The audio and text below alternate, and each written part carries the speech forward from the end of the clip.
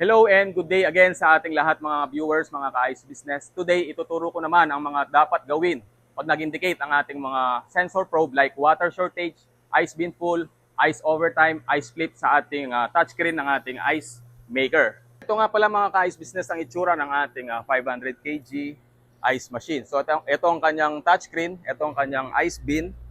So ito ang loob ng kanyang cabinet, ito ang kanyang evaporator, ang hulmahan ng ice, itong water tank, high pressure switch, water pump, ito naman ang kanyang water level sensor at temperature sensor.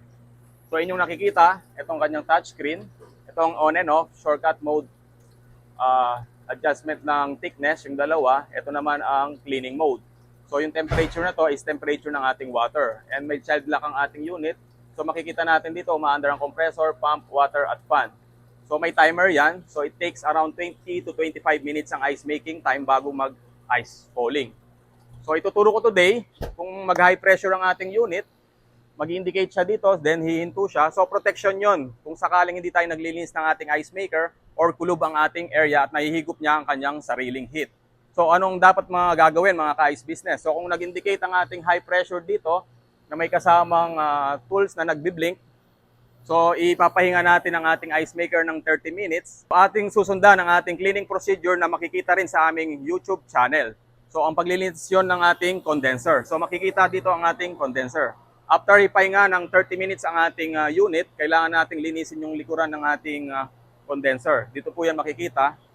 So, axial fan ang nasa loob niyan, waterproof ang ating fan mga ka-ice business. So after cleaning at blow dry ang ating condenser sa likuran mga ka-ice business, pwede na tayong mag-reset dito sa ating Danfoss high pressure switch. So inyong nakikita, para siyang box na maliit na may kulay green. So slide lang natin to going to the right, then maririnig natin may natutunog na pag-release ng ating pressure mga ka-ice business. Then after that, ready for operation na ulit ang ating ice maker mga ka-ice business. Mga ka-ice business, wag nating i-shortcut yung procedure na itinuturo ko dahil kung hindi tayo naglinis ng condenser at nag-reset lang tayo dun sa high pressure switch natin na Danfoss, ay pwedeng ikasira ng ating compressor. Ang susunod na ituturo ko naman mga ka-ice business ay kung paano ang rectification pag lumitaw ang ating water shortage probe sa ating touchscreen. So kung mangyaring water shortage, it means na it's either mahina ang ating water supply sa ating source or barado na ang ating water purification system. So kailangan lagi nating mini-maintenance or nagpapalit tayo ng mga filter sa ating 400 gallons per day water purification system. Ang susunod naman na sensor probe na ituturo ko mga ka-ice business ay ang tinatawag natin na ice flip o kung naipit ang yelo sa ating cover. So dito makikita yung ating ice flip. So dito yan mga ka-ice business. So habang gumagawa ng yelo ang ating ice maker, wag nating subukang sisilipin ang loob ng hulmahan. Dahil magti-trigger doon ang ating ice flip. Kasi hindi lalafat ang kanyang sensor na makikita dito sa lower right. Ito mga ka-ice business. So uulit ang ating ice making hanggang kakapal ang ating yelo at hindi na ito babagsak.